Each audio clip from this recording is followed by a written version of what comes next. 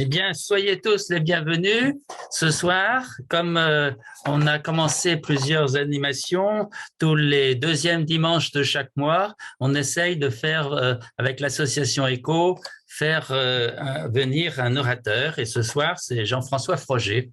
Et nous lui avons demandé, comme il est en préparation d'un nouveau livre, hein, et qui est même en participation, comment on appelle ça En souscription. En souscription, voilà. Et ce livre s'appelle « Une nouvelle apologie du christianisme, propos pour une logique intégrale ». Et donc, quand j'ai lu ce titre, je me suis dit, il faudrait peut-être quand même qu'il nous explique un peu en introduction. Donc, on va écouter Jean-François Froger. Jean-François, maintenant, tu as la parole. Merci. Bon, donc le bouquin s'appelait au début, papier, si on peut montrer comme ça, oui. Vers une nouvelle apologie du christianisme, et avec une citation de Jésus, « Moi, je suis la lumière du monde ». Propos pour une logique intégrale. Voilà. Mais alors, le titre était trop long pour l'éditeur. Voilà. Donc, ça s'est raccourci. Parce que l'idée d'aller vers, c'est important, parce qu'une nouvelle apologie, c'est comme si elle était entièrement faite.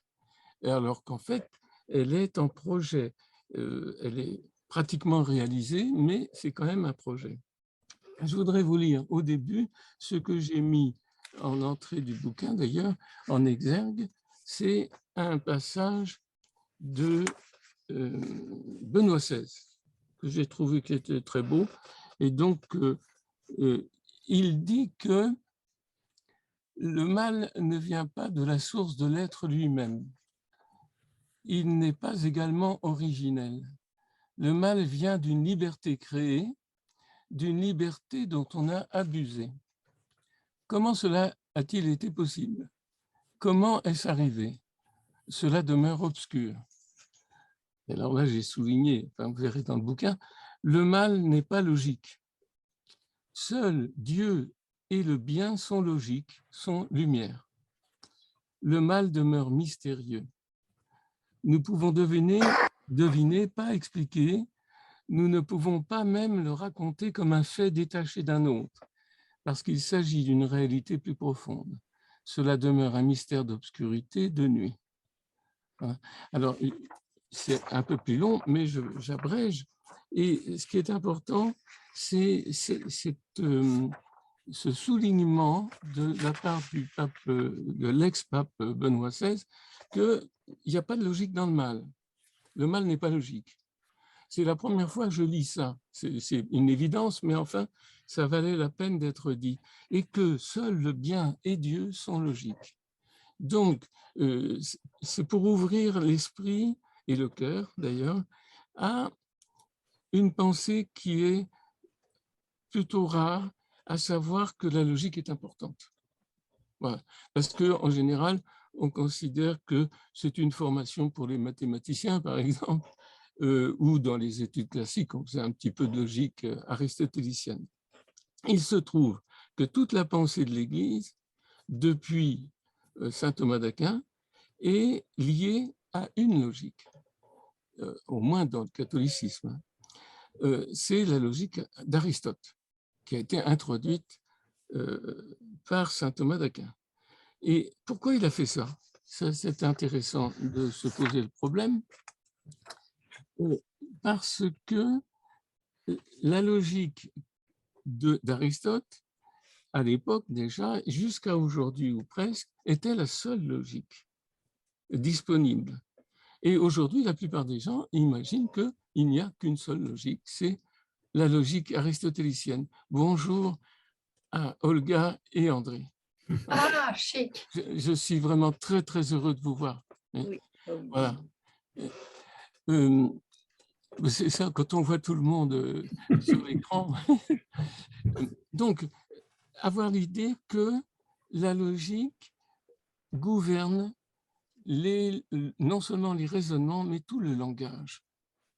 Et donc, si, par bonheur, on trouve une logique plus puissante que la logique aristotélicienne, qui est développée jusque dans les mathématiques contemporaines, on aura le bonheur de pouvoir penser des choses qu'on ne pouvait pas penser avant. Pourquoi?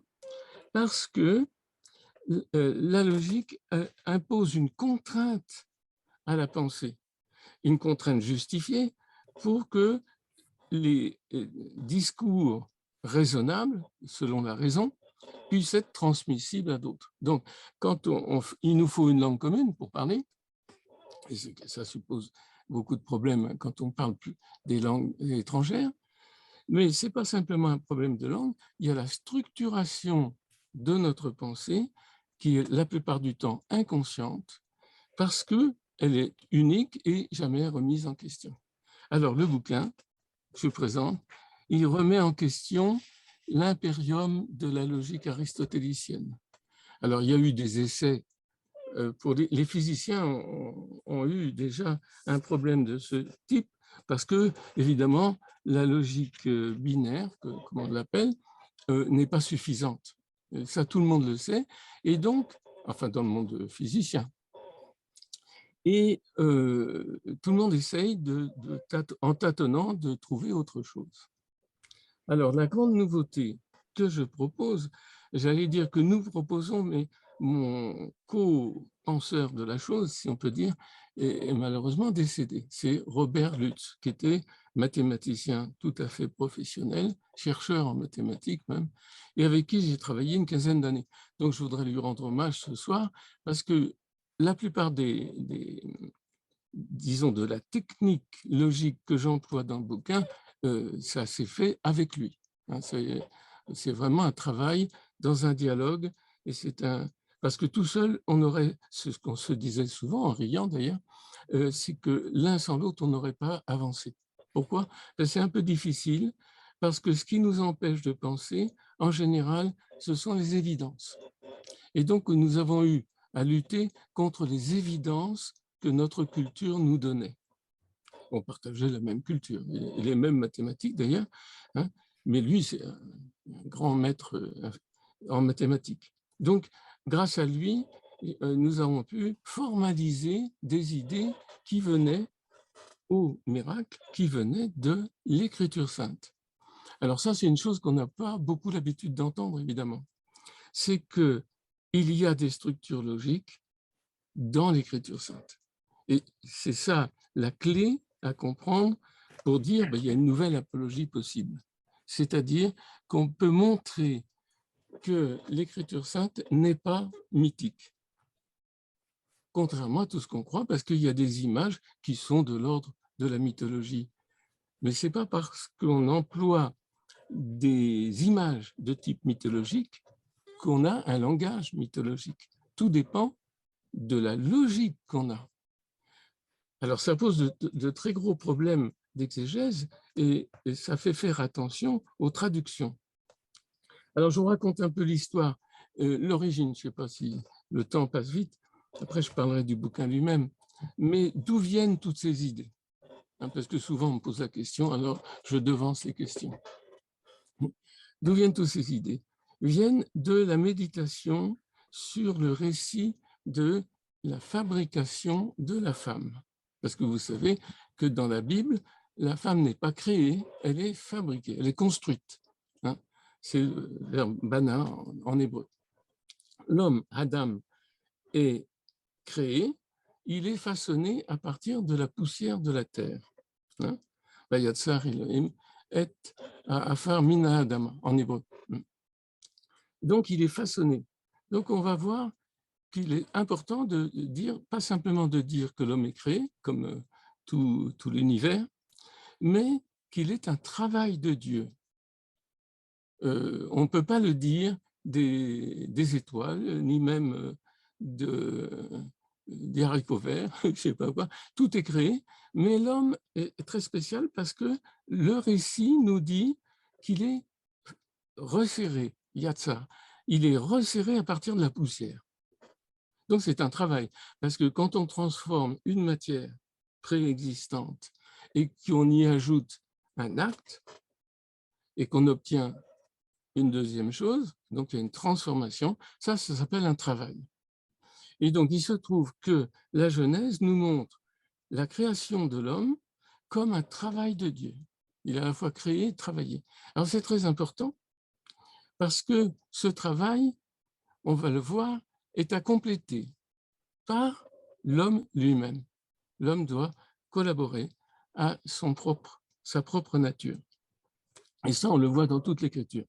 Pourquoi? Parce qu'il est créé avec une possibilité tout à fait nouvelle, qui est la possibilité de la liberté. Il n'y a de liberté que chez les hommes. Et chez les anges, mais ça, c'est un autre domaine. Voilà. Les pierres ne sont pas libres, les chiens non plus. Hein? Voilà. Et donc, je méditais sur ce qu'on appelle habituellement la création de la femme, où, vous savez, il y a le sommeil profond qui est envoyé sur Adam, un sommeil qu'on appelle spécialement tardema. Et Dieu, dit l'Écriture, prend un côté de l'homme, de Adam exactement, parce que, et en façonne, construit, la femme. Alors, je me suis dit, mais qu'est-ce que ça veut dire? Est-ce qu'on peut croire à des choses pareilles? C'est des images pour les enfants, où on a cru ça, c'est de la mythologie, bon, ça ressemble à d'autres mythologies et tout. Et mon idée, c'était, non, c'est pas possible que ça soit de la mythologie si c'est vraiment révélé, si Dieu existe et qu'il révèle des choses, comme dit saint Thomas d'Aquin, la première chose qu'on puisse dire de Dieu, c'est qu'il est l'intelligence. C'est bien qu'on dit autrement ailleurs, mais c'est ce qu'il dit. Il n'est pas simplement intelligent, comme il est ses propres attributs, il est l'intelligence. Comment l'intelligence peut fabriquer des récits pareils, les inspirer à des hommes? Alors ça a été mon problème il y a 40 ans. Donc après, il y a 40 ans de travail et de réflexion. Mais au début, donc, je me suis dit, mais qu'est-ce que ça veut dire? Et il faut prendre le récit à la lettre, comme tous les récits bibliques, pour les comprendre. Et ensuite, passer peut-être à un autre niveau d'interprétation, évidemment, parce que c'est intelligent. Mais il faut intelliger ce qui est dit, non pas ce qu'on imagine. Alors, qu'est-ce qui est dit? C'est qu'on prend un côté de l'homme. Et ensuite, c'est présenté face à l'homme, fait venir devant l'homme, et l'homme dit, Adam dit, cette fois-ci, parce qu'il a nommé les animaux avant, cette fois-ci, c'est l'os de mes os, la chair de ma chair. Et c'est là où on peut y voir l'intelligence. Alors, comment? Ben, c'est très simple. En prenant à la lettre, qu'est-ce que ça peut vouloir dire, l'os de mes os? Ce n'est pas un des os parmi tous les os, parce que c'est une femme complète. La chair de ma chair, qu'est-ce que ça veut dire? Et c'est là où je me suis dit, ben, il faut regarder ce que c'est que la chair et les os, d'abord. Puisqu'on nous donne cette image, regardons ce qu'elle signifie. La chair, c'est quoi? Ben ça, en hébreu, c'est ce qui se montre à autrui. La chair, alors nous, on habille, parce que c'est pas bien d'être tout nu, mais la chair, c'est ce qu'on présente. Nous, on présente la chair de notre face, la chair de nos mains. Et puis, quand on est sur la plage, on en présente un peu plus. C'est ça, la chair, c'est ce qu'on voit de l'autre, à l'occasion de soi-même. Mais les os, c'est ce qu'on ne voit pas. Quand on commence à les voir, ça veut dire qu'il y a eu un accident grave. Or, c'est un principe très important à avoir, c'est qu'on ne peut pas interpréter une chose quand ça va mal. Je donne un exemple. Comprendre comment marche le moteur d'une voiture quand elle s'est écrasée contre un mur à 100 à l'heure, c'est de la bouillie. Enfin, vous n'allez pas comprendre comment marche une voiture avec l'accident. Ce n'est pas possible. Et vous n'allez pas comprendre ce que c'est que la bonne santé en regardant des malades. C'est pour ça que les médecins, souvent, ne savent pas trop ce que c'est que l'homme, parce qu'ils ne voient que des malades. Il faudrait voir aussi des gens bien portants. Donc, il faut prendre les choses quand elles sont en ordre, bien faites, en bonne santé, ou dans leur bon état. Autrement dit, dans le bien. Il n'y a pas de logique dans le mal. Donc, ce n'est pas les accidents qu'il faut regarder. C'est quand ça va bien. Et c'est là où on peut comprendre. Alors après, on peut comprendre aussi pourquoi ça va mal. Pourquoi il y a du mal qui s'y installe. Mais d'abord, comment ça va bien? Quand ça va bien, les os, c'est invisible. Et donc, on nous parle de choses visibles et de choses invisibles. Alors, c'est un gros progrès de la pensée, ça. C'est que effectivement, il y a des choses invisibles. Le monde, il y a un tas de choses visibles. On accroît nos instruments pour en voir de plus en plus. Vous voyez, on regarde le ciel, il y a des petits points brillants. On construit des télescopes, on en voit encore plus, etc. Bon, mais c'est toujours la même chose entre nous. Bon. Et on ne voit jamais l'invisible par définition.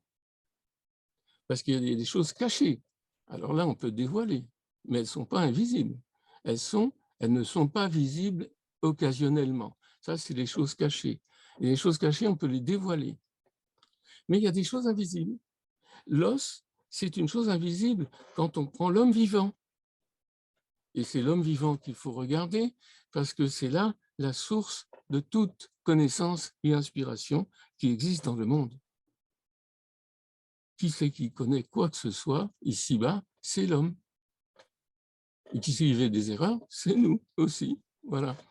Et donc, l'os est invisible.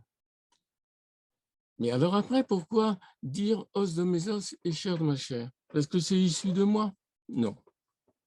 Alors c'est là où la structure quaternaire se met en place. Pourquoi?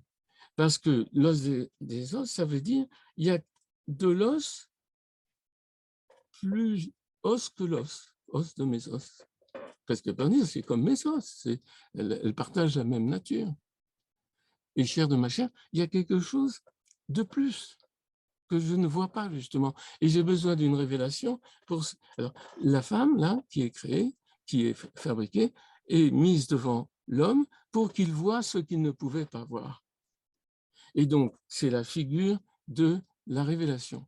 La révélation, c'est de nous dire des choses qu'on ne pouvait pas connaître par la simple raison. Et donc, il faut autre chose. Donc, il y a deux sources de la connaissance. Ça va être l'observation et les théories qu'on va construire à partir de l'expérience. Ça, c'est la mentalité d'Aristote et de à peu près tous les scientifiques. Alors, ça marche localement, ça marche un petit peu. Dans la vie courante, ça suffit. Mais si on veut penser jusqu'au bout, ça ne marche pas. Parce que, comme disait Albert Einstein, que j'aime beaucoup, il disait, la théorie, il n'y a pas de chemin de l'expérience à la théorie. Tout le monde croit le contraire. Moi, je dis, c'est ce que Einstein a dit de plus génial, parce que les équations, pas tout le monde les a trouvées, bien sûr, ni tout le monde ne les comprend, mais c'est des équations. Mais avoir eu cette pensée, qu'en fait, on ne peut pas se fier à l'expérience pour atteindre la théorie, une bonne théorie, ça, c'est totalement génial. Et ça va contre un préjugé quasiment universel, en tout cas dans toutes les sciences, parce qu'on commence par faire des expériences et puis on essaye de formaliser, théoriser les expériences. Eh bien, pour la vie quotidienne, ça marche. Encore que, parce que moi, tous les jours, quand je sors de chez moi, je vois le soleil. Et mon expérience quotidienne absolument indubitable, c'est que le soleil se lève et que le soir, il se couche. Et si je fais la théorie du lever et du coucher du soleil, eh bien, je ne tombe pas du tout sur la théorie de la Terre qui tourne autour du soleil ou qui tourne sur elle-même. Ça vient d'ailleurs. C'est certainement plus juste, je suis d'accord, mais ce n'est pas mon expérience. Donc, il n'y a pas de chemin de l'expérience à la théorie. Et c'était très, très simple. Et dans beaucoup de domaines, c'est comme ça. Alors, d'où vient la théorie? Alors, en général, d'une expérience projetée dans la théorie. Et c'est toujours mauvais. C'est le statut de la science habituel. Pourquoi? Et c'est pourquoi on en change constamment. Enfin, de siècle en siècle, on fait quand même quelques progrès. On dit, on a fait l'expérience, on a fait la théorie, on a fait l'astronomie de Ptolémée, ça a marché pendant des siècles et des siècles quand même. Parce qu'en gros, le soleil se lève et il se couche, quoi. Mais si on veut calculer, il vaut mieux avoir une autre théorie. Bon. Et donc, en général, c'est les défaillances de l'expérience qui font faire un progrès vers une théorie nouvelle. D'ailleurs, Einstein a fait ça. Hein. C'est les défaillances de l'expérience sur comment dire, la trajectoire de Mercure autour du Soleil. Alors là, il y avait une petite défaillance par rapport à la théorie newtonienne. Donc, il a fait une nouvelle théorie qu'on connaît comme la relativité restreinte. Donc, très bien. Donc, il a fait ce qu'il dit qu'il ne faut pas faire. Je peux l'essayer? Bien sûr, je vous en prie. Ah, bon, donc, est-ce que la Bible nous présente quelque chose qui vient de l'expérience? Eh bien non, parce que tout ce qu'on nous raconte dans l'Écriture sainte, en gros, ça ne relève pas de l'expérience.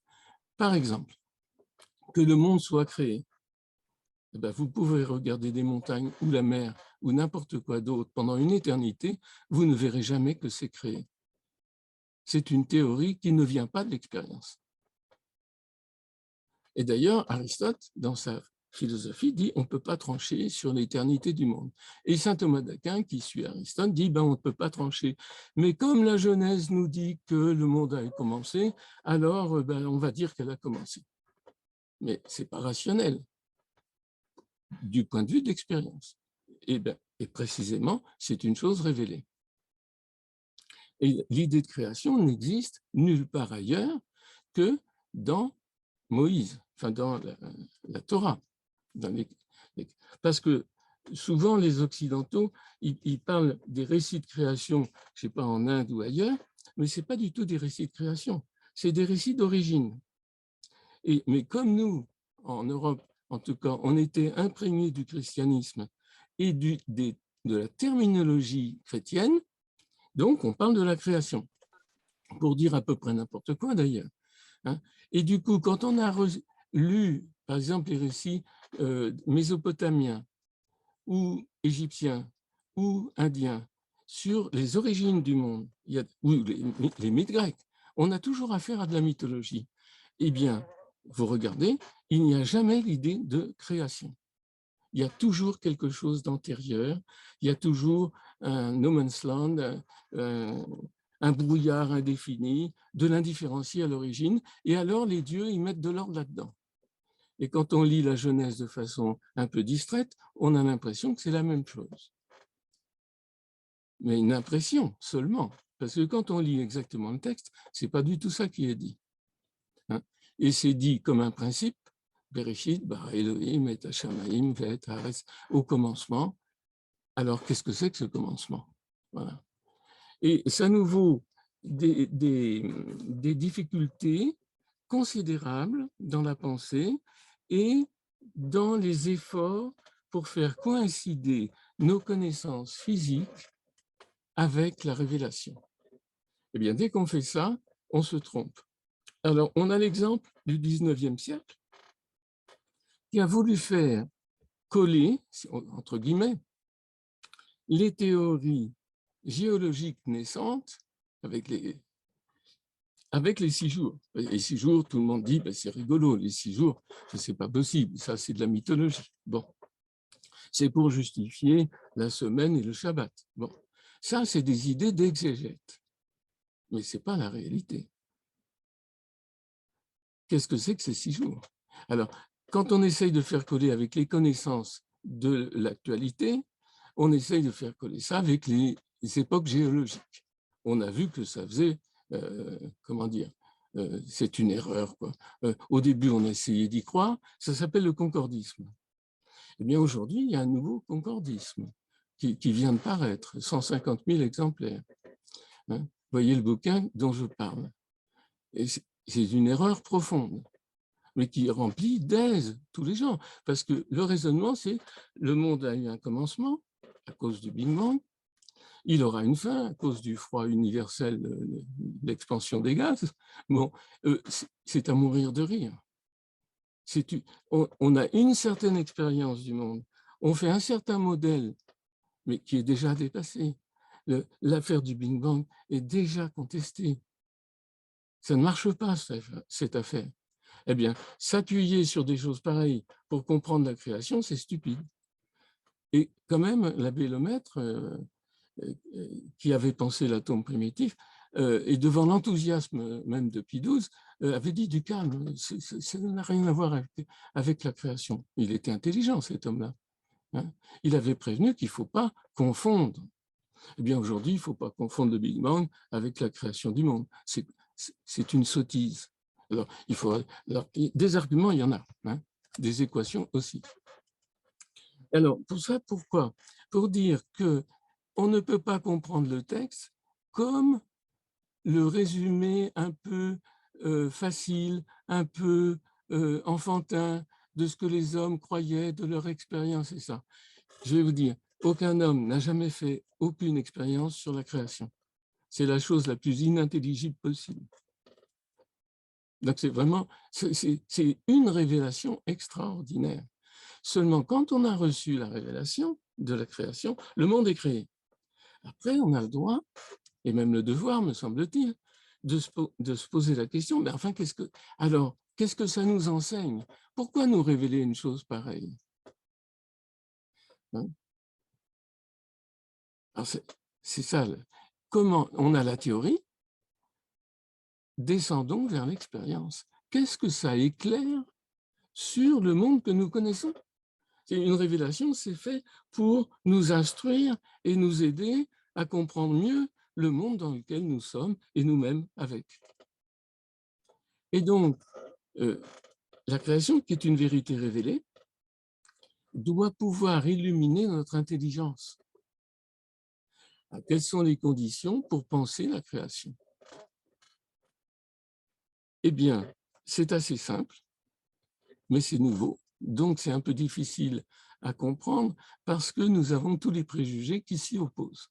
D'où ma longue introduction.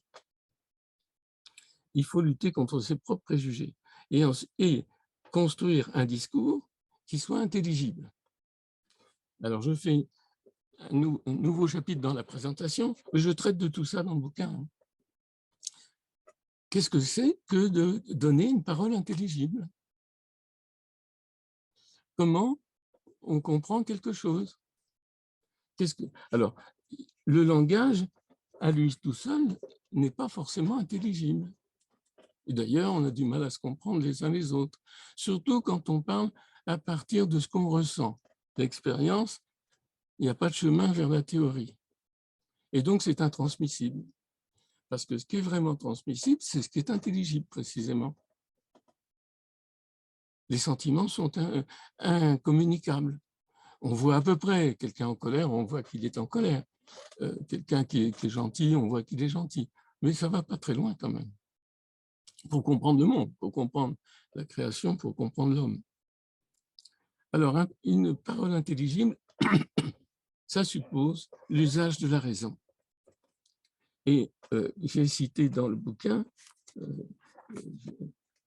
un passage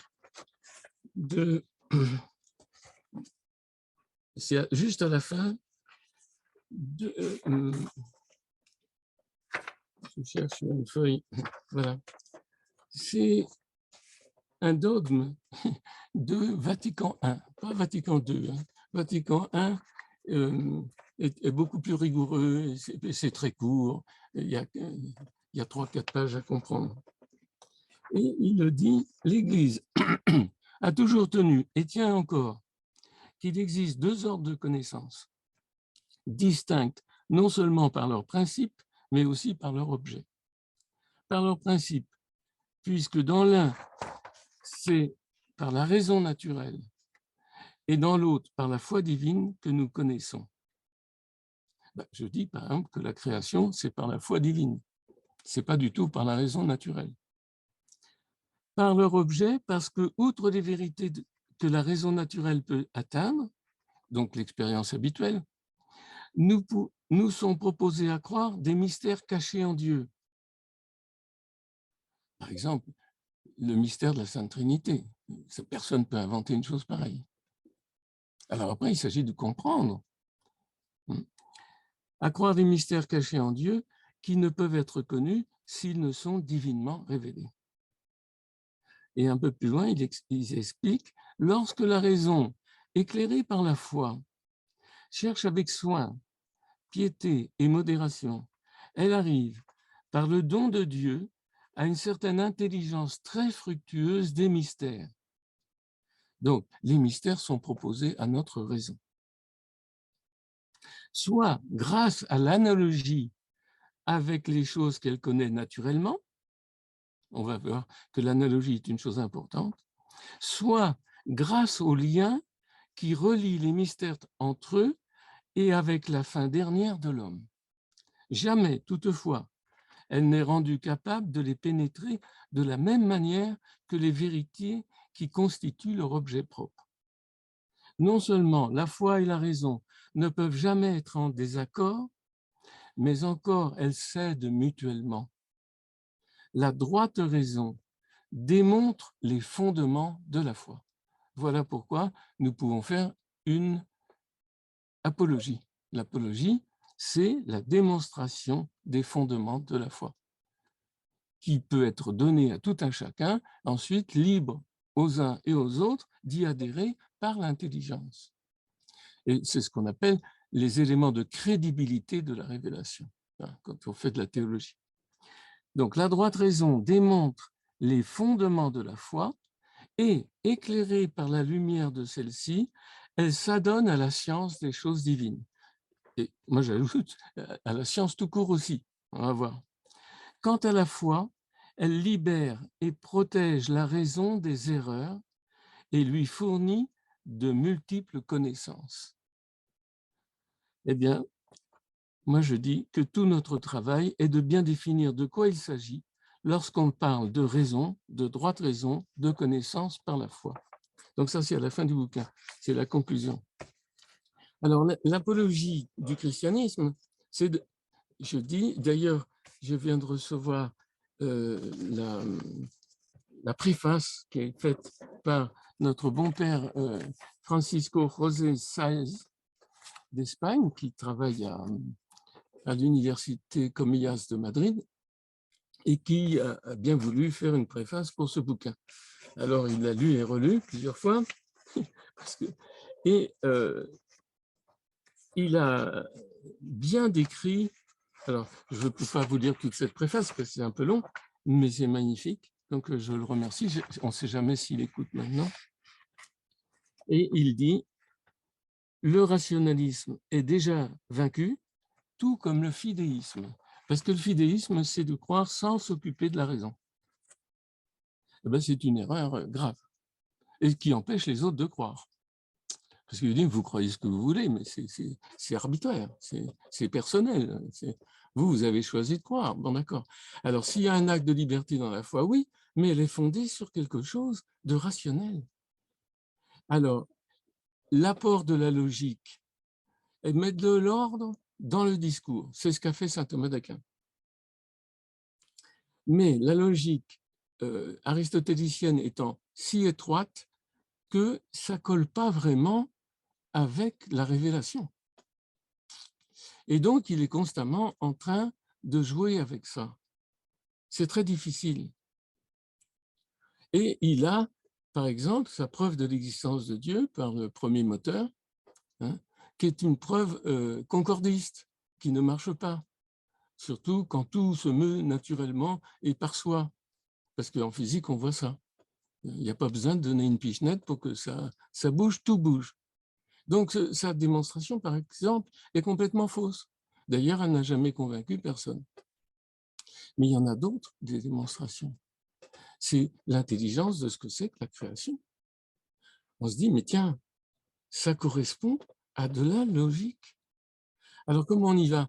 Eh bien, doucement, en regardant. Moi, j'ai commencé par la création de la femme parce que ça me paraissait tellement étrange, tellement incompréhensible. Et à la fois, je me dis, il y a quelque chose à comprendre. Eh bien, j'ai fini par comprendre quelque chose. Et effectivement, ça donne la structure quaternaire de la vie. Et du coup, alors une structure quaternaire, il faut que j'explique, parce qu'il y a beaucoup de contresens qui déjà naissent. On a à peine dit une chose, qu'elle est mécomprise et qu'on en raconte des bêtises avec. C'est inévitable. Une structure quaternaire, si on écoute bien, il y a bien 4 choses, mais il y a une structure. Et cette structure, elle est liée à une logique. Alors donc, il faut faire l'effort de construire et de comprendre cette logique. Et ensuite, de l'appliquer. Et on voit bien au résultat, comme toujours, si c'est juste ou si c'est pas juste. Parce que les preuves, elles sont possibles, parce que si vous savez faire cuire un œuf, votre œuf est cuit. Si vous ne savez pas le faire cuire, il n'est pas cuit. Vous avez quand même des preuves par les faits. Et si vous comprenez, par exemple, le lien que plusieurs choses révélées ont entre elles, alors que dans le récit, il n'y a aucun lien. Par exemple, l'incarnation du Verbe dans la Vierge Marie, c'est une chose révélée. Et le fait que dans l'Eucharistie, ce soit Jésus lui-même en chair, et pas en os, mais en chair et en sang, qui soit donné. Quel est le rapport entre ces deux mystères? Eh bien, a priori, on ne peut pas en donner. Par la logique, oui. Il y a un lien logique entre ces deux mystères, et d'autres d'ailleurs. Alors, l'émerveillement vient à ce moment-là, c'est que ce qu'on nous dit sous un certain mode imagé, qu'on croit un peu aveuglément, parce qu'on a le don de la foi, mais c'est une foi infirme, et une foi qui a du mal à se propager d'ailleurs, sauf quand on la transforme en idéologie. Les idéologies, ça se propage assez bien. Hein. Ça peut envahir le monde, comme aujourd'hui d'ailleurs. Hein, comme avant, il y a eu des idéologies comme le marxisme, hein, qui se sont répandues dans presque tous les pays. Pour y croire ou pour en lutter, mais ça s'est répandu. Comment ça se fait? Eh bien, notre foi devrait se répandre avec la même facilité. Sauf que ça porte sur les mystères de Dieu et de l'homme, indissociablement. Alors, ce que j'ai fait dans ce bouquin, alors je ne peux pas résumer là en une conférence d'une heure, il n'y a que 200 pages, c'est assez court, mais c'est un peu long à lire parce qu'il faut faire attention à chaque ligne, à chaque paragraphe. Et c'est de type mathématique. Mais il y a beaucoup d'exemples, justement. Par exemple, je montre que la révélation qui est donnée à Jacob, vous savez, j'en ai traité d'ailleurs chez ECHO il y a 3, 4 ans, 5 ans, je ne sais plus, à une réunion où il a fait connaissance avec André. Il était là. Quand on a ce récit tout à fait étonnant de Jacob qui s'en va là pour épouser une fille un peu au loin, il arrive, il est saisi par la nuit et il choisit une pierre pour se coucher. Dès qu'on a un récit comme ça, on se dit stop, il y a quelque chose qui ne va pas. Parce que les Bédouins ou n'importe qui voyage dans le désert, ils emportent leur tente, ils emportent de quoi, ils ont de quoi se coucher, ils n'ont pas besoin des pierres du chemin. Ça paraît absurde même. Pourquoi on nous raconte une chose pareille? Donc, il prend une pierre pour dormir. Pendant son sommeil, il voit comme une échelle qui va jusqu'aux cieux, avec les anges qui montent et qui descendent, parce que les anges montent à partir.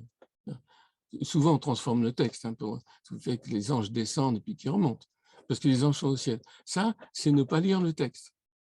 Mais quelquefois, c'est très grossier, vous savez, les erreurs que nous faisons. Il faut dire, les anges, ils montent et ils descendent. Ah bon? Donc, ça veut dire quelque chose. Alors, il dort, il voit ça, et puis au-dessus de l'échelle, il y a la présence divine. Ça. Et il entend une promesse. Le terrain sur lequel tu dors, là, je te le donnerai à toi et à ta descendance. Ah bon? C'est un rêve. C'est un rêve. Et après, il se réveille. Et il fait une chose tout à fait étonnante, parce que la pierre sur laquelle il a dormi, il la dresse, il la met debout. Donc la pierre ne devait pas avoir n'importe quelle forme. C'est ça à apprendre à lire entre nous. Il dresse la pierre. Il faut se poser la question, comment c'est possible déjà? Il faut prendre à la lettre là. Parce que vous ne pouvez pas dresser une pierre qui est ronde. Ça n'a pas de sens. Il faut une pierre oblongue, un peu... Et puis tu ne peux pas dormir dessus. Moi j'ai essayé de dormir sur un caillou rond. C'est impossible parce que ça roule. Vous ne pouvez pas vous endormir sur n'importe quelle pierre. Et donc, comme il y a un replat, tout le reste est rond hein, sur la tête. Mais là, il y a quelque chose d'à peu près plat. Donc, vous pouvez poser sur quelque chose qui est à peu près plat. Parce que si c'est rond, bah, vous n'avez pas de chance de vous endormir. Hein. Parce que dès que vous perdez conscience, ça roule. Et les lois de la physique sont là. Bon. Et donc, il s'endort. Il a cette vision. Alors, il prend cette pierre, il l'adresse en stèle, donc pour faire un mémorial. Et il loin avec de l'huile. Donc, il avait de l'huile dans ses sacoches. Hein. Donc, et il en fait un mémorial. Et il dit, si tu me gardes en voyage, il parle à Dieu, si tu me gardes en voyage, que je reviens chez mon père, si tu me donnes le pain à manger, le vêtement à vêtir, alors tu seras mon Dieu. Et c'est un récit dans lequel on voit, c'est la révélation là, qu'il faut choisir son Dieu. Alors Dieu fait tout pour qu'on le choisisse, hein. Il nous révèle des belles choses quand même. Hein. Mais c'est Jacob qui doit dire, tu seras mon Dieu. Mais il pose des conditions. C'est quand même très étonnant tout ça. Alors je ne redéveloppe pas parce qu'il faut des heures pour bien lire ces textes-là. Et après, justement, il faut que nous nous souvenions de ces choses. C'est pour ça qu'il fait une stèle hein, à Bethel, qui s'appelait Luz dans le temps. Bon. Alors, ces textes-là sont d'une richesse étonnante. Eh bien, vous voyez, par exemple, il y a 3 états de la pierre, 4 même. Il y a la pierre qui se trouvait au bord du chemin qu'on n'avait même pas remarqué. Il y a des pierres partout, de toute façon. Hein. C'est un état premier. Il y a le fait que Jacob va faire attention pour en choisir une pour dormir. Il faut expliquer pourquoi, bien sûr. Tout ça doit être compris, sinon le texte ne sert à rien. Donc il en choisit une, correcte, évidemment, pour pouvoir dormir, parce qu'il est déjà inspiré. Il dort dessus, il l'adresse et il loin. Donc il y a 4 états de la pierre. Alors, est-ce que ces 4 états sont corrélés par une relation logique? Alors, c'est ça la démonstration. Alors là, je ne peux pas la donner maintenant, puis il faudrait écrire au tableau un tas de choses. Hein. C'est fait sur du papier. Mais ça vaut la peine de faire l'effort. Parce que les 4 états de la pierre, il y a donc ça va permettre de construire et d'appliquer une structure logique quaternaire. La structure, ce n'est pas parce qu'il y a 4 choses que ça fait une structure, mais c'est parce qu'il y a de la structure qu'on va pouvoir comprendre les relations. Alors à ce moment-là, on voit que c'est aussi la révélation de 4 états de la connaissance dans Jacob. Et quand on a pratiqué un peu le symbolisme des objets, non pas dans les dictionnaires, mais pratiquement, il faut de la méthode, à ce moment-là, on sait que la pierre symbolise la vérité. Donc la vérité a 4 états. Et évidemment, la scène nous montre le passage d'une espèce d'inconscience. Les hommes naissent inconscients, on ne sait rien, on est ignorant, on est inconscient, et en plus dans une société pécheresse. Donc on a du mal à émerger de tout ça quand même. Hein. Bon. Mais il y a la révélation, et qui va nous, si on essaye de la comprendre, va nous sortir et va nous faire comprendre les relations intimes et les structures de la vérité. Vous n'entendez jamais parler de ça nulle part, sauf dans l'Écriture sainte, parce que c'est de la révélation. Donc ça va aider la raison.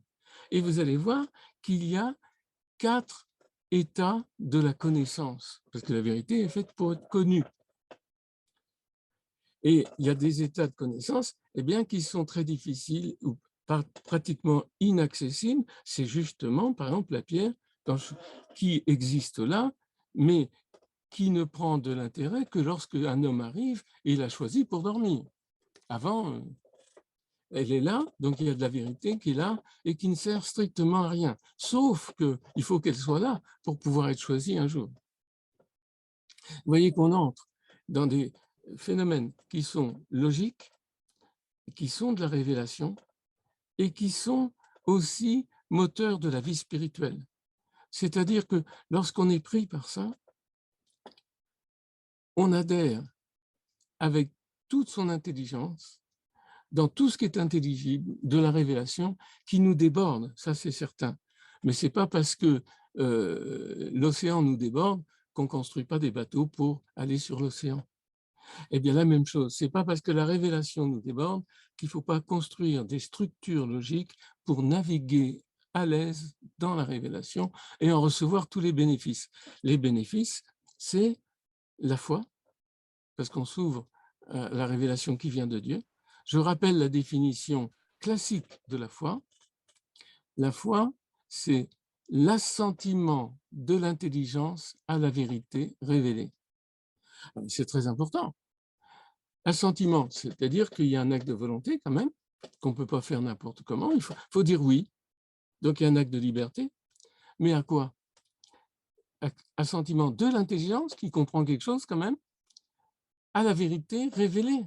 Donc, il faut avoir un petit contact avec la vérité qui ne soit pas notre définition habituelle de la vérité qui est désastreuse. La vérité, c'est le contraire du mensonge ou le contraire de l'erreur. On définit une chose par son contraire. Ça, c'est souvent, mais c'est désastreux. Parce que du coup, on applique une logique binaire, hein, c'est vrai, c'est faux, mais comme il n'y a pas de logique dans le mal, on abîme la logique qu'il y a dans le bien. Ça, merci Benoît XVI d'avoir dit ça. Hein.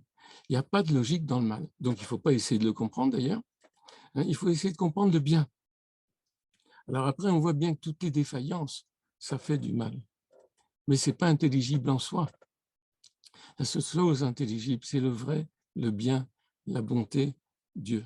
Dieu est intelligible. Alors, que nous ne soyons pas capables d'y accéder, certainement, sauf quand ça nous est donné. La foi est une illumination d'intelligence et qui va rectifier évidemment nos actes, parce que selon qu'on comprend le monde, on agit.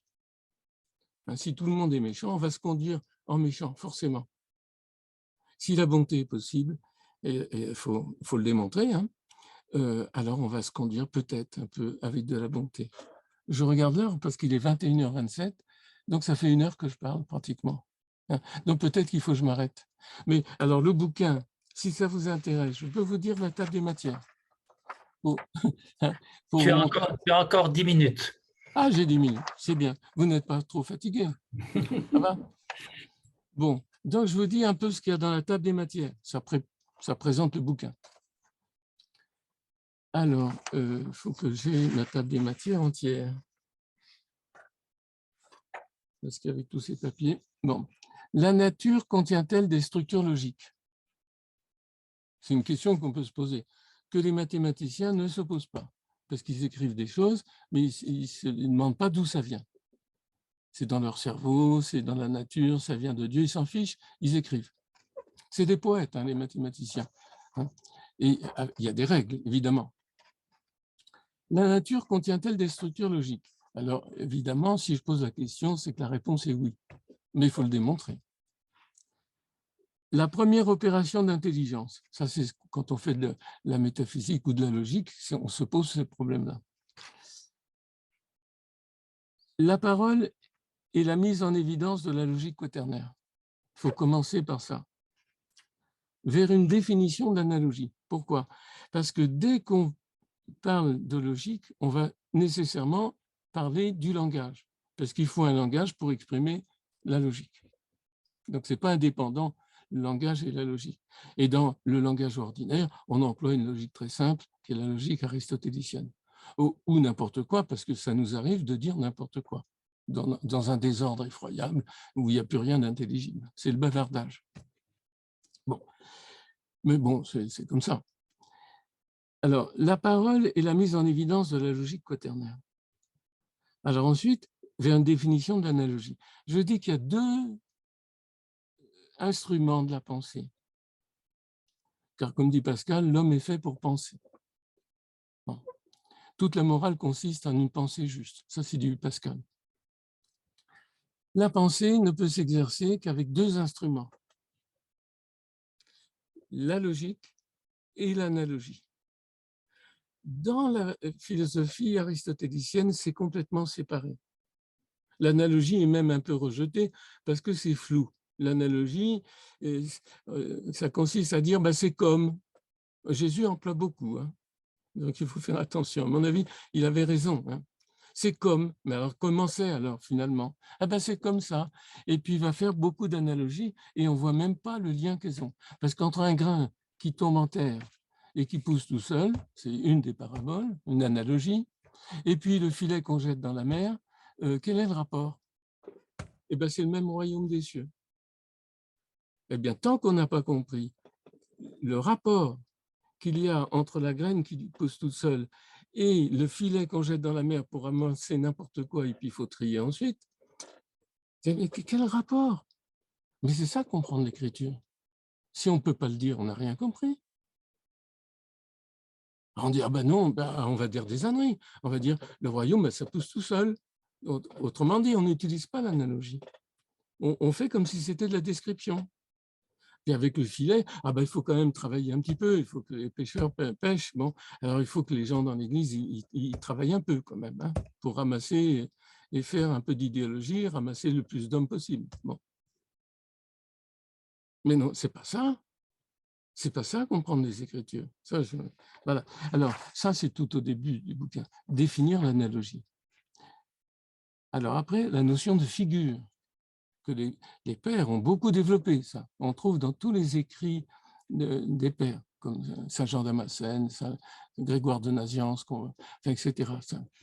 Tous nos pères, ils ont beaucoup réfléchi. Ils utilisaient beaucoup l'analogie, mais sans jamais la définir vraiment. Donc, l'idée d'une logique quaternaire, la structure de la connaissance. Est-ce que la connaissance a une structure? Les logiques ternaires et quaternaires, alors là c'est technique, on peut passer quand on lit le bouquin et y revenir après parce que c'est les outils. Vous savez, vous voyez un jardin, il y a des roses. Ah, qu'elles sont belles les roses. Oui, mais vous ne voyez pas que dans la remise, il y a des sécateurs, des binettes et tout, et des râteaux. Parce que si vous n'avez pas les instruments, comment vous faites pour cultiver votre jardin? Les Écritures, c'est un grand jardin. D'ailleurs, on y est mis, hein, dans le jardin d'Éden. Il faut avoir les instruments pour travailler, puisqu'on y est passé pour travailler. Les Havdav et les Shomra, on y est placé pour y travailler, Havdav, et Shomra, alors on dit y garder. Mais garder de quoi? Non, à Shomer, c'est la sentinelle, pour observer, pour contempler. Le travail et la contemplation, il faut les deux. Et donc, ensuite, on se pose une question. Dans le fond, sur quoi repose toute la logique habituelle et tout le langage? Et ça repose sur un opérateur, la négation. Ah, la négation, non, il faut l'affirmation. Non, mais vous savez, c'est très simple. Parce que si vous n'avez pas la négation, vous ne pouvez pas parler. C'est simple. Donc le langage est absolument lié à la négation. Et si vous niez deux fois, chez Aristote, en tout cas, ça fait une affirmation.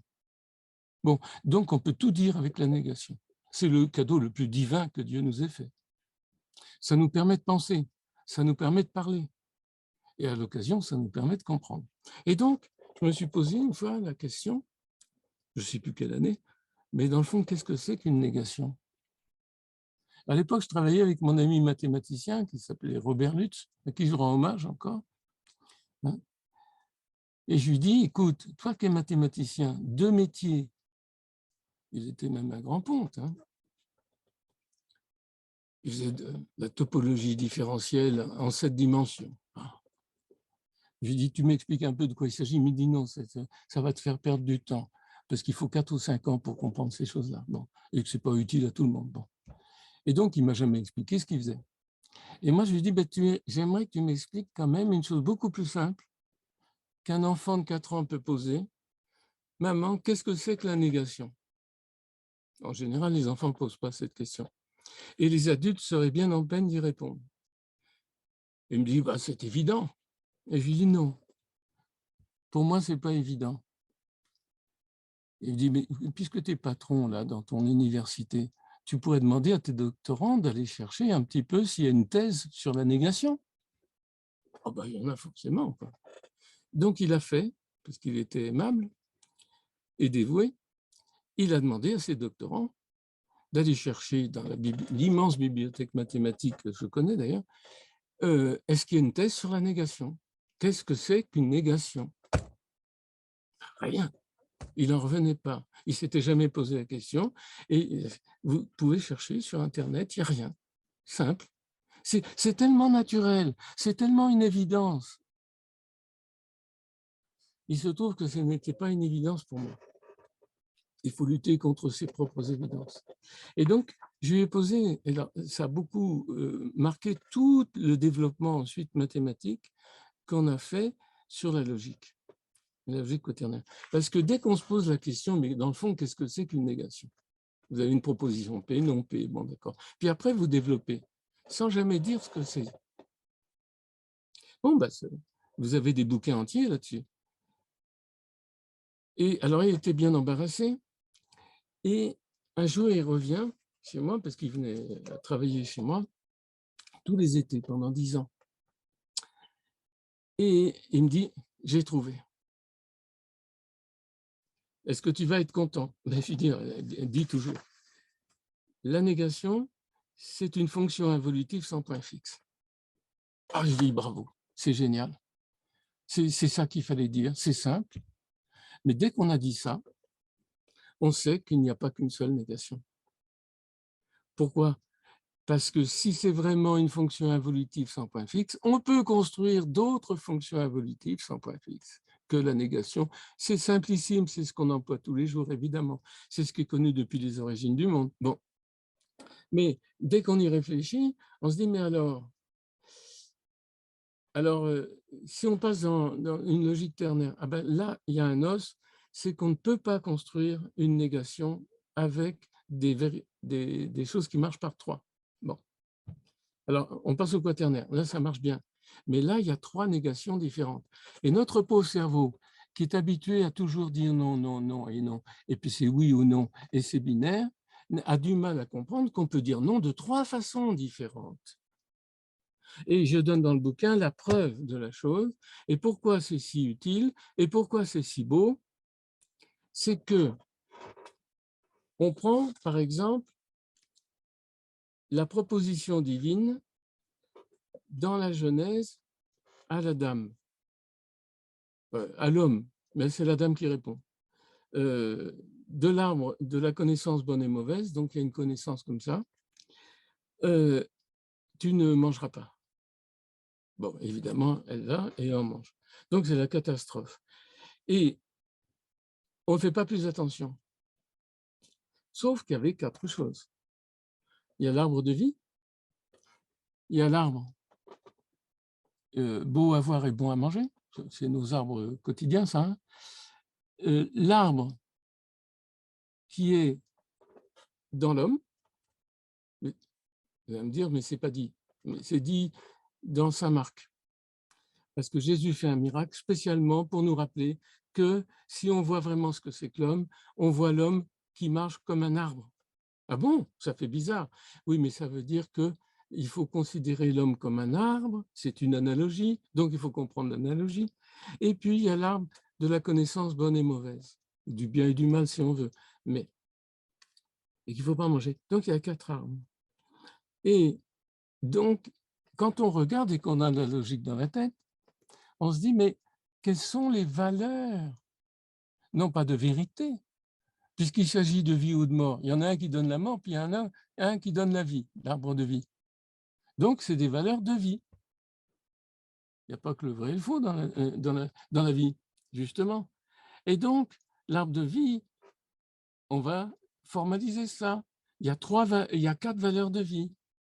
Alors, il y en a une qui n'a pas, alors on va le donner 0, et l'autre, la 4e, on va lui donner valeur 3. Il y aura 0, 1, 2, 3. Alors, qui sont 1 et 2? Il faut réfléchir. Quelles sont les valeurs de vie? Alors, évidemment, l'arbre qu'on mange et qui est bon à manger et beau à voir d'ailleurs, eh ben, il a une valeur de vie supérieure à l'imagination ou la capacité de penser de l'homme. La capacité de penser de l'homme, il peut penser l'arbre, justement, hein, mais ça ne le nourrit pas. Donc, ça n'a pas une valeur de vie aussi grande que les fruits de la nature. Mais c'est important, parce que s'il n'avait pas la forme de l'arbre en lui, il ne reconnaîtrait pas les arbres dans la nature. Bon, vous voyez, donc là, il y a de la logique en plein. Et alors, on se demande, mais Ève, là, qui ne s'appelait pas encore Ève quand elle fait la faute, d'ailleurs, hein, comment elle a nié? Il y a 4 façons de détruire ce système. Il n'y en a pas qu'une. Alors, elle a choisi la bonne, évidemment. La bonne façon de se tromper, qui était la suggestion du serpent. Très intelligent. Mais en fait, il y avait 3 façons de se tromper. Donc, il y a 3 façons d'être dans l'erreur. Il y a un endroit, c'est révélé cette affaire. C'est évidemment dans les 3 tentations de Jésus au désert. Satan essaye de faire nier à Jésus les valeurs de vérité de la proposition divine. Eh bien, il n'y a que 3 façons. Et quand il a épuisé les 3 façons, le texte nous le dit, il a épuisé toutes les façons de tromper. Pourquoi? Parce qu'il n'y en a pas plus. Parce que c'est de la logique. Et ça colle parfaitement, je vais vous dire. Alors tout ça, je le raconte dans le bouquin, puis je le démontre. Ouais. Alors, donc, il faut entrer dans ce que c'est une figure, négation et autre opérateur quaternaire, parce que dans la logique binaire aristotélicienne, il y a un seul opérateur qui compte, c'est la négation. Donc, un opérateur. Après, il y a on peut réunir, intersecter, enfin, etc. Puis on fait des choses très compliquées. Mais avec 3 négations, ben à ce moment-là, il n'y a pas un opérateur, il y en a 24. Alors le système devient un peu plus difficile à bien digérer. Et au début, on se demandait bien à quoi peuvent servir tous ces opérateurs. On est débordé par ce qu'on a trouvé. Et finalement, on a trouvé de quoi il s'agissait. Et donc, un pas vers une logique quaternaire. Après, le concept de représentation. Alors ça, je ne développe pas. Après, la dynamique de l'analogie. Après, la parole créatrice. Changement de vocabulaire selon la notion utilisée. Passage d'une notation à l'autre, on peut écrire les choses de façon différente. Ordre des catégories dans une structure quaternaire. L'ordre des termes de la différenciation dans l'analogie. La quaternité de la vie humaine. Alors, c'est la grande nouveauté de tout le bouquin par rapport à mes précédents bouquins, c'est de dire que la vie humaine est une réalité qui a une forme de totalité, alors il faut définir ce que c'est, et qui est différenciée quaternairement. Et donc, ça va être une quaternité de quaternité. Donc, je ne rentre pas dans le détail, parce que là, c'est impossible. Hein. Donc, la quaternité de la vie humaine, les valeurs de vérité quaternaire, de nouveau à propos de l'analogie, parce qu'on approfondit doucement, décrire les permis et les interdits de la vie humaine, usage des valeurs de vérité, exemple d'application des structures quaternaires jumelles. Une structure relationnelle quaternaire peut-elle être une quaternité de quaternité? Alors, c'est un peu technique. Et après, 3 tentations, 3 négations. Alors, je donne les exemples. Alors là, ça fait comprendre l'écriture sainte. Représentation des opérateurs de négation et de trégation. Notion de haine ensemble. Bon, ça, c'est un peu technique, mais on peut sauter. Tout ce qu'on peut sauter, j'ai mis en encadré pour pouvoir que le texte soit lisible. Et après, j'ai perdu ma page. Si. Alors, les choses plus importantes pour le grand public, évidemment, c'est logique de la guérison de Bethsaïda. Justement, quand l'aveugle voit les hommes comme des arbres qui marchent. Eh bien, il y a une structure logique derrière qui est magnifique. Si on la comprend, on comprend encore autre chose. Application approfondie aux états du corps du Christ. Vous savez que dans la Révélation, il y a 4 états du corps du Christ. Conçu de la Vierge Marie,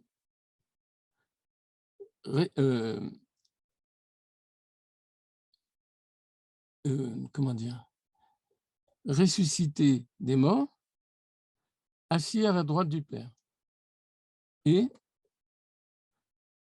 présent dans l'Eucharistie.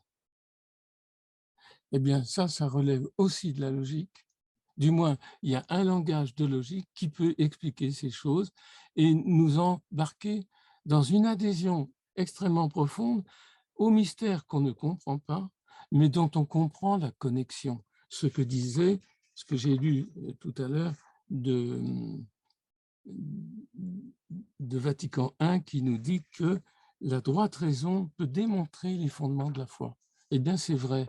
Donc, je dis bien à nos chers pères de Vatican I, 1870, mais ce n'est pas dépassé. Hein. Application au corps de Christ, un domaine d'application des structures quaternaires. Alors, qui sont les interlocuteurs, par exemple, dans la structure fondamentale de la vie humaine, qu'est le mariage? Pourquoi ce rituel est une nécessité? Et comment? Alors, il est lié au mystère de Cana, lié au dernier repas de la scène. Alors, le sang de l'alliance, et à la fin, je dis une nouvelle apologie. C'est que si on a le bonheur de pouvoir entrer dans ces choses, peut-être pas tout le monde, mais au moins quelques-uns, ça donne une joie intérieure inouïe et difficile à partager parce qu'il faut travailler pour y atteindre. C'est tout. C'est comme les gens qui font des escalades, ils sont tout à fait exaltés d'avoir fait le sommet de je ne sais pas où. La plupart des gens ne peuvent pas en faire autant. Hein, parce qu'il faut apprendre l'escalade, il faut avoir la force, il faut ceci, cela. Mais ils nous rapportent des images qui sont... Quand on voit les images de l'Annapurna, on est content. Mais nous, on ne pourra pas y aller.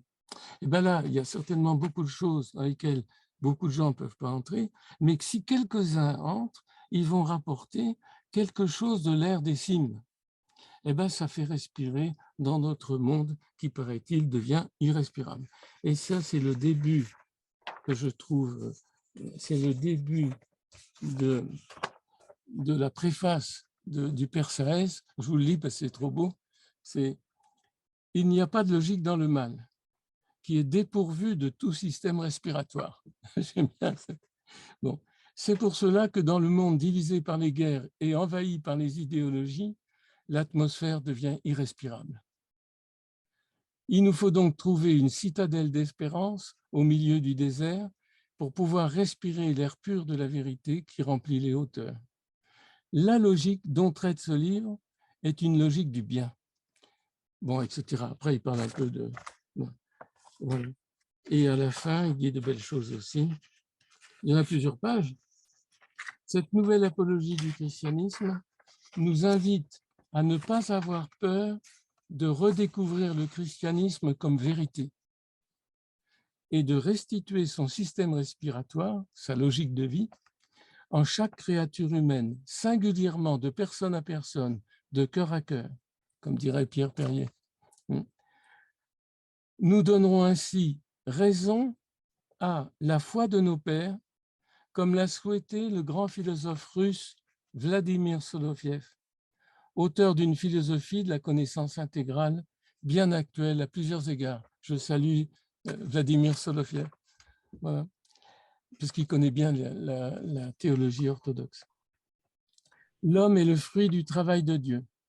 Il faut l'aider en complétant avec notre parole orale ce qui manque à l'humanité de l'homme, ce que ne peut pas lui fournir l'automatisme animal, donc la biologie, ni la lutte binaire de l'homme et de la femme, parce que c'est toutes les luttes sur Terre, c'est un peu ça.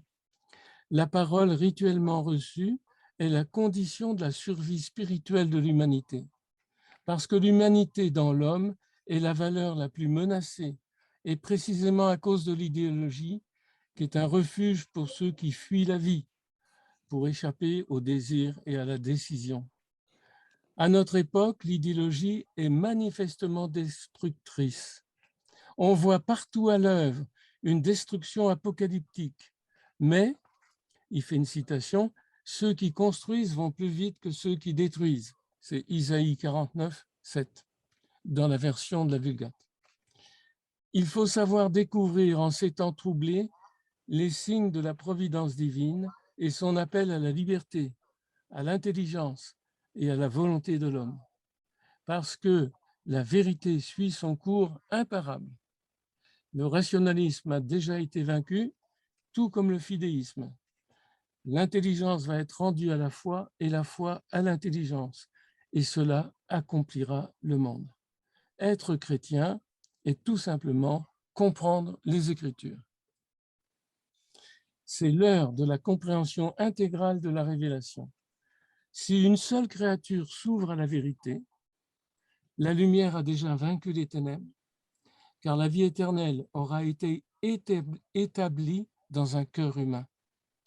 De ce cœur, au nom de tous, jaillira alors un fleuve de lumière, comme dit Jésus, de leur cœur jaillira un fleuve de lumière, qui est le Verbe de Dieu lui-même dans lequel nous sommes et nous vivons.